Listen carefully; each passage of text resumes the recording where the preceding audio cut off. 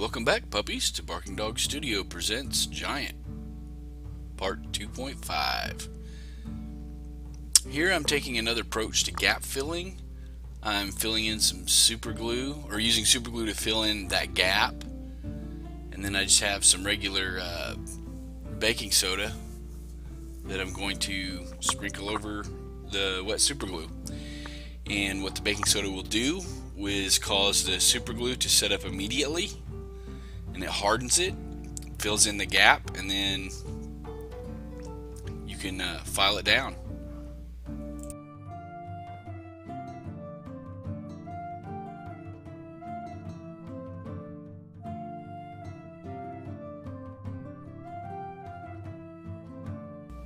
And there you go. There's one way to fill in a gap, especially a really large one. Touch it up here, fill in a little bit more of it.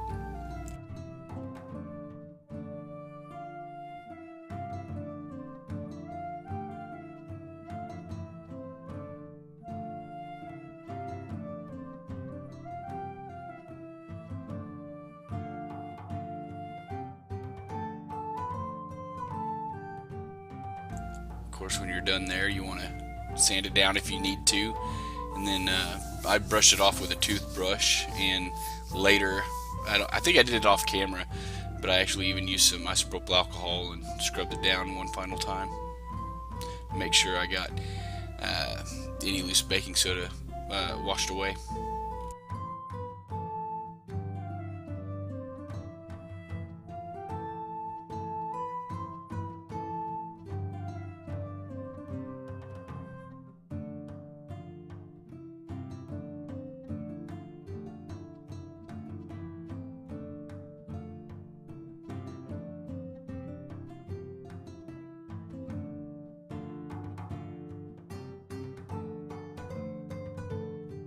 Yeah, if you look closely, you can see when I initially hit it with that toothbrush, it brushed quite a bit of the loose baking soda off that wouldn't just tap off. I also sometimes will just blow on it real good to help. Here I'm taking a jeweler's file to it and filing it down some to help it blend in.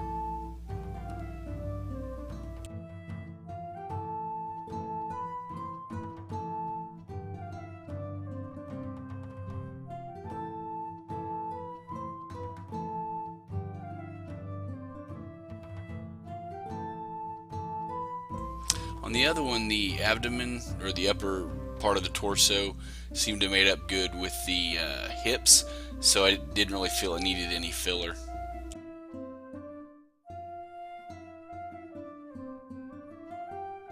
And here I've already done some assembly off camera, and I'm just finishing up some assembly for the recording. And I'm showing something that I do to help sometimes speed up bonds. Is I actually use a little bit of green stuff, because green stuff and super glue kind of accelerate how quickly the super glue will set up.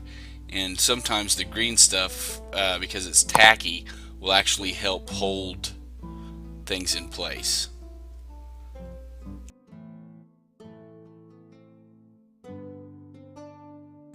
As you see there, it just fell right off, so it wasn't super helpful. His arm kind of shifted on me there too, because I didn't let it set up long enough before I started trying to add the hand and the mallet. He's got there the maul, I should say, his club.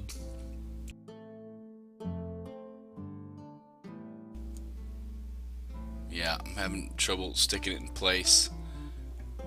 So what I do here in a minute is get another bottle and prop underneath him once it starts to set up a little bit.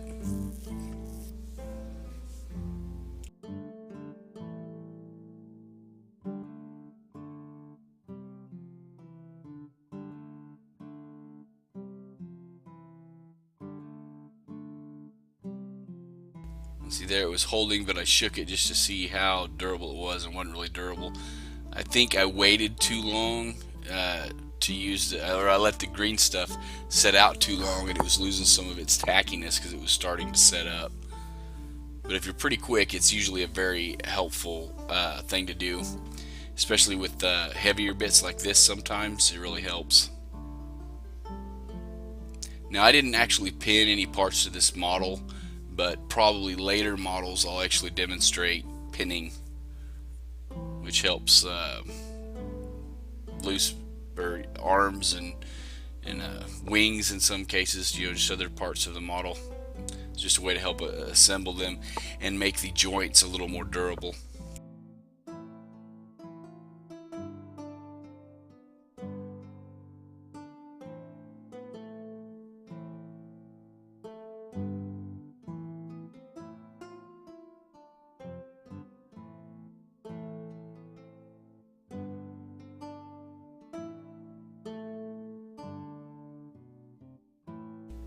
And there I was gluing it together, and I noticed there was some flash there that needed to be trimmed off so it would made up good. So I just went ahead and trimmed it off before the glue dried, and I stick it together.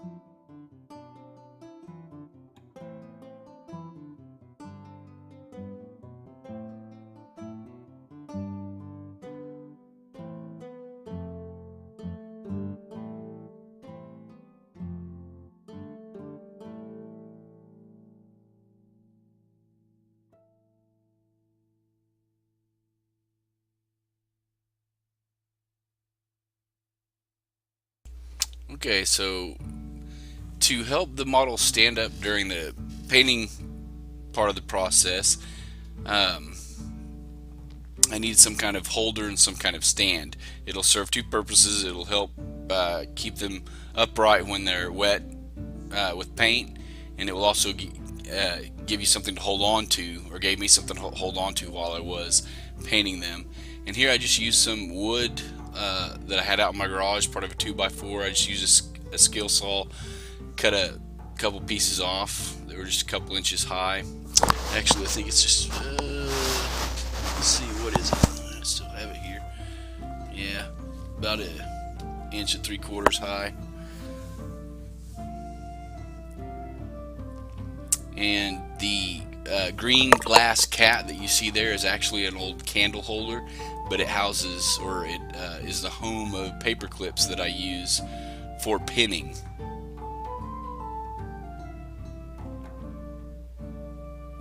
And here, as part of a armature, if you will, to help tie him into his base later on, but for right now, that holder, that bit of a 2x4 I have there, I'm using a pin vise, and I'm drilling some holes into his feet. And I'm going to take a paper clip and straighten it out and clip a couple pieces off with some cutters.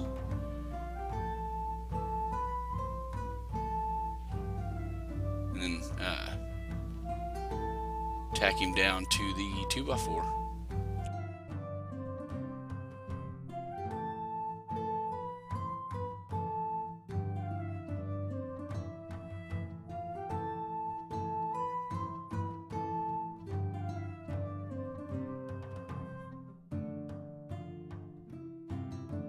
Here we go, I'm just straightening out the paper clip.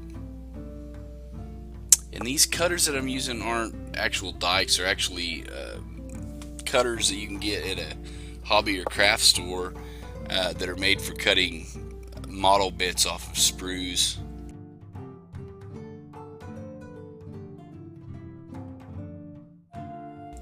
And the drill I used in the pin vise is just slightly larger than the paper clip in diameter.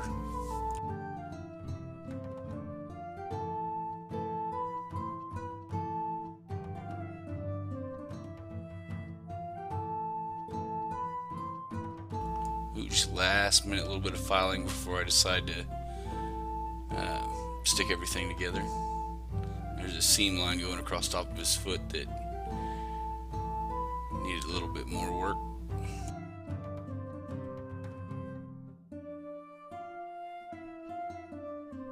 Okay, just double checking the width there of his stance, of how far his feet are apart. Make sure that he was going to fit down on that piece of a 2x4.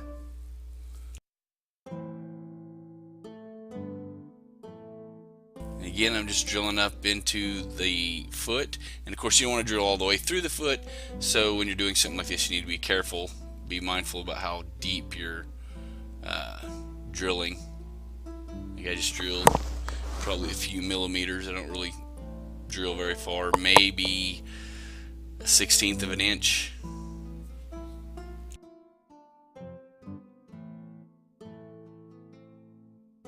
Okay, so I put a little dab of super glue in on the foot, you know, where the hole is at, and then I just stick the paper clip in there, and it sets up fairly quickly. And then once I have the bits of paper clip sticking out of the bottom of the feet, I'll show you a real neat trick with some silly putty on how to pick up the holes in the 2x4 so that they actually match the pins sticking out of the feet.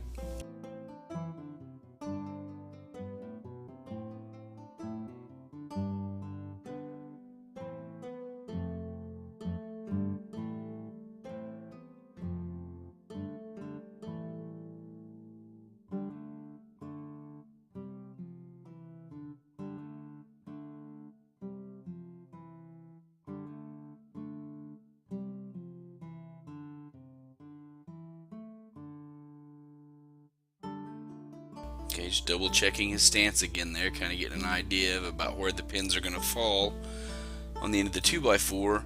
And then here I just take some silly putty.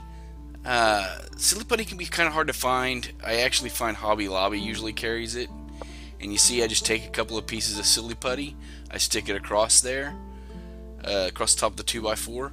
I stick him down in there, and the pins will make indentions in the silly putty, and then I don't even remove the silly putty. I just use my pin vise and go ahead and start a hole. I don't drill in as deep as I want to go, but I drill in deep enough that once I do remove the silly putty and put it back in the egg, I know where to start drilling. And I just drill down. In this case, going in the wood, the pin vise just went right in there pretty good. And I'd never actually done this before, so I wasn't sure. I mean, I've done it before, but on other material, never straight wood like this. So I wasn't really sure how the super glue would hold the metal paper clips into the wood. It ended up working rather well, as you'll see throughout the rest of the video series.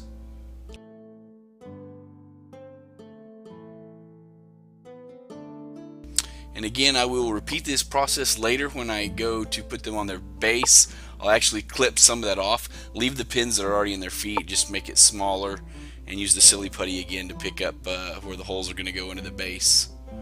Very similar process. You'll see that later on. Well, thank you all very much. Bark on, puppies.